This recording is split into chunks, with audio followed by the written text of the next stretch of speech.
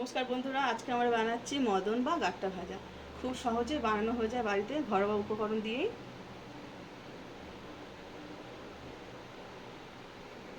আমি 500 গ্রাম ময়দা নিয়ে নিয়েছি। 500 গ্রাম ময়দার মধ্যে আমি 1 বাটি চিনি নিয়েছি। চিনিটা আমি এবার পেস্ট করে নেব।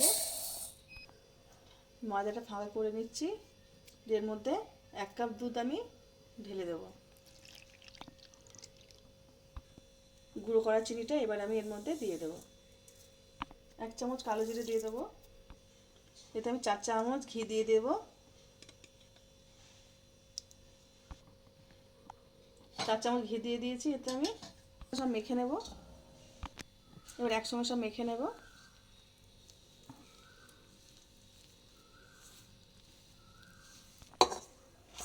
এই যে আমি শক্ত করে মেখে নিয়েছি। এই যে এরকম করে মেখে নিয়েছি। এবার আমি কিছুক্ষণের জন্য রেস্টে রেখে দেব। এই যে ঢাকা দিয়ে রেখে দেবো কিছুক্ষণের জন্য। 10 মিনিট রেস্টে রেখেছিলাম, দেখুন কি সুন্দর নরম হয়েছে। এবার আমি এগুলো ছোটো ছোটো করে কেটে নেবো লেচি।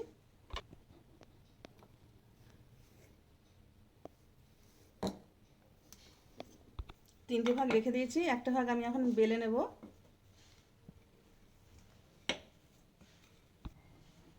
এটা ময়দা ছাড়া বেলতে হবে।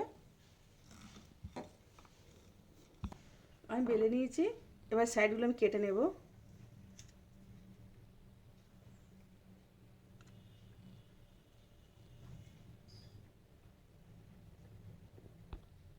আমি এবার সাইজ করে কেটে নেব।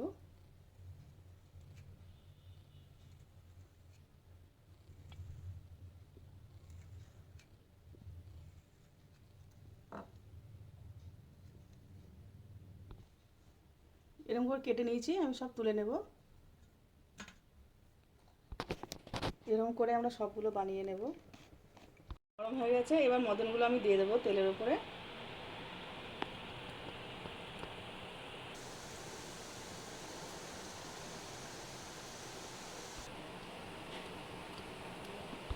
জোর কমিয়ে আস্তে আস্তে করে ভাজতে হবে।